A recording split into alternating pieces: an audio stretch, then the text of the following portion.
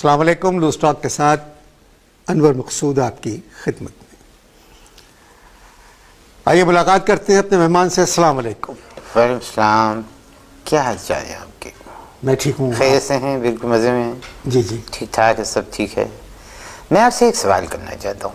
جی فرمائیے. نہیں دیکھیے، فرما تو دوں گا میں، لیکن یہ ہے کہ ذرا دھیان سے میرے سوال کا جواب دیجیے گا، کیونکہ میں ذرا بات کروں گا ڈیٹیل میں. آپ یہ نہ سمجھیے گا کہ مہمان آیا جی ہاں جناب کیا کیوں کس لیے کر کے ختم کر دی. میں لمبی بات کروں گا. آپ پہلے تو اس کے لیے ذہنی طور پہ تیار ہو جائیے کہ میں آپ سے لمبی باتیں جی فرما. بالکل ارشاد. میں ڈیٹیل میں بات کرنے کا عادی ہوں. میری شروع سے عادت ہے کہ میں ڈیٹیل میں بات کرتا جی ہوں. جی اب جب آپ نے مجھے بلایا ہے تو میں ایک سوال آپ سے اٹھانا چاہتا ہوں. سوال یہ اٹھا رہا ہوں میں کہ شادی بیاہ میں رشتہ داروں کو کیوں بلایا جاتا ہے؟ شادی نہیں ایسے نہیں انور بھائی. دیکھیے میں آپ کی بڑی عزت کرتا ہوں، اس کو سوچیے، کیونکہ میں نے ایک بڑی گہری بات کی ہے. آپ اس کو کوئی سطحی بات مت سمجھیے گا کہ میں نے کوئی سطحی بات آپ سے سوال اچھال دیا. سطحی نہ میں نے سوال کیا ہے بڑے کام کا، بہت ذہانت کا سوال کیا ہے. آپ نے مجھ سے پوچھا کہ شادی بیاہ میں لوگ کیوں بلاتے ہیں؟ کہ اکثر لوگ چڑھ جاتے ہیں میرے بات سے، اکثر لوگ چڑھ جاتے ہیں. آپ بھی چڑھیں گے، ابھی اور چڑھیں گے جب میں بات لمبی کروں گا. تو سوال کو دھیان سے سنیے میرے، اور سوال کو بہت دھیان سے جواب دیجیے کہ شادی بیاہ میں رشتہ داروں کو کیوں بلاتے ہیں؟ شادی اور موت دو دن ایسے ہیں کہ جب کوئی نہیں جائے تو لوگ سمجھتے ہیں کہ دوستی، جان پہچان، رشتہ داری سب ختم ہو چکا. نہیں، یہ کوئی جواب نہیں. سوری، میں ڈس ایگری کرتا ہوں آپ سے. دیکھیے بات یہ ہے کہ کسی کی موت ہو جائے، اب جب ڈیٹیل میں سنیے گا میری بات، بیچ میں مت بولیے گا. یعنی کسی کی اگر موت ہو جائے تو سب سے پہلے غریب رشتہ داروں کو ٹیلی فون کیا جاتا ہے. سب سے پہلے غریب رشتہ داروں کو فون کیا جاتا ہے.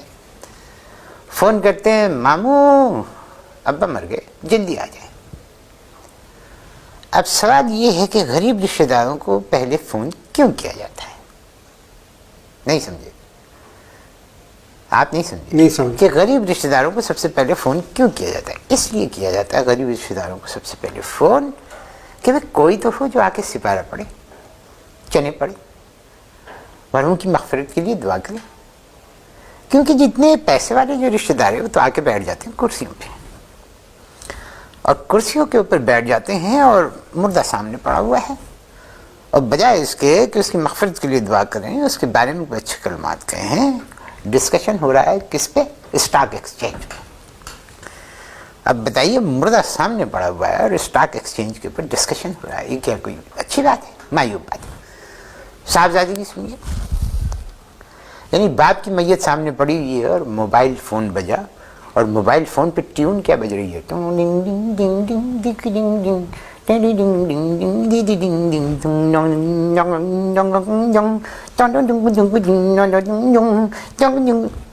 از کم دیکھ لو، موبائل بند کر دو. لیکن نہیں، موبائل نہیں بند کریں گے، اور بڑے غور سے پہلے اس کو دیکھتے ہیں، بڑے غور سے دیکھتے ہیں کہ کس کا فون ہے. اس کے بعد فون اٹھاتے ہیں. اس وقت تک ٹوین بجتی رہتی ہے، اور فون اٹھانے کے بعد کہتے ہیں یس یار ڈیڈی گون. او یس مائی گاڈ ڈیڈی گون. آ جانا. نہیں آ سکتے؟ کوئی بات نہیں.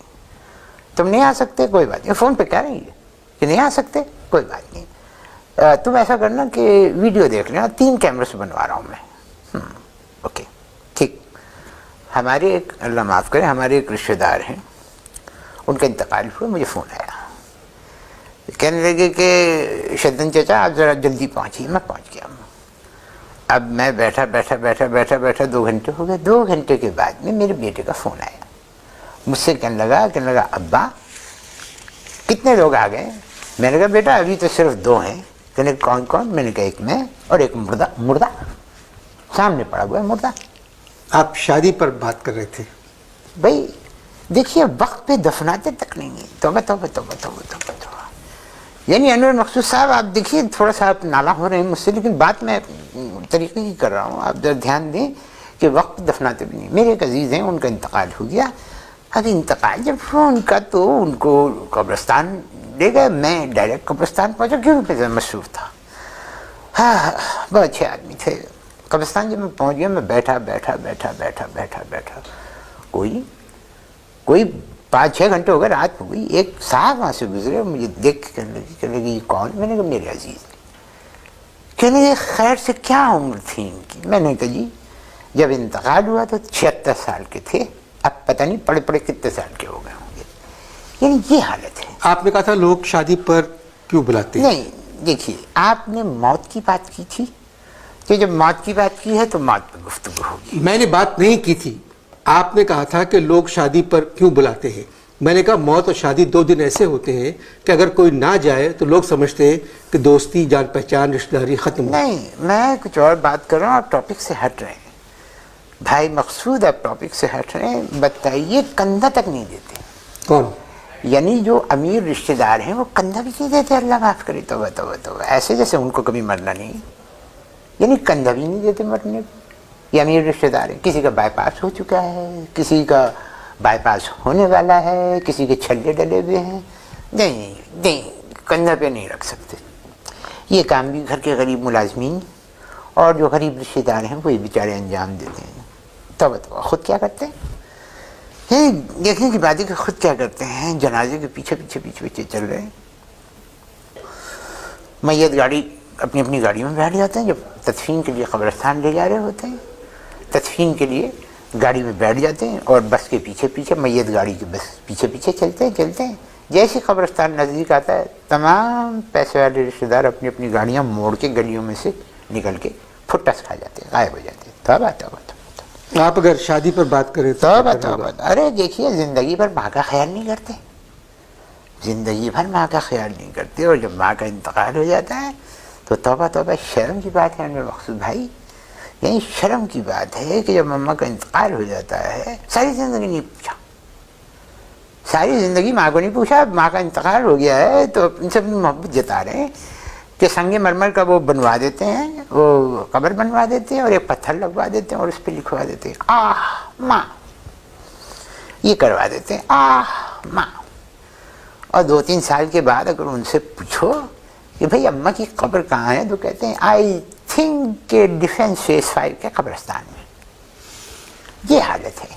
آپ اگر شادی کے موضوع پر بات کریں تو بہتر ہوگا۔ نہیں، آپ اپنی ایمان سے بتائیے، اب تک میں نے جو بھی بات کی کوئی غلط بات کی ہے؟ کوئی ایک بتا دیجیے کہ میں نے غلط بات کی۔ بھائی یہ باتیں تو آپ ٹھیک کہہ رہے ہیں، مگر آپ شادی پہ بات کریں۔ نہیں، جو بات چل رہی ہے اس کو چینج کرنے کی ضرورت نہیں ہے۔ دیکھیں اب آپ ایک بات سمجھیں، والدہ محترمہ کا سویم ہو رہا ہے۔ کیا ہو رہا ہے؟ والدہ محترمہ کا سویم ہو رہا ہے، اور جناب اس میں پکی ہے چکن کڑھائی، فش فرائی اور پرانس۔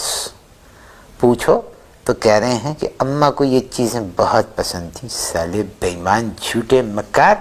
میں آپ سے گزارش کر رہا ہوں زندگی میں ماں کو پوچھا نہیں، ہم مرنے کے بعد کہہ رہے ہیں آپ صرف میرا شادی تو پر۔ جی چاہتا ہے جوتے اتار کے ماروں۔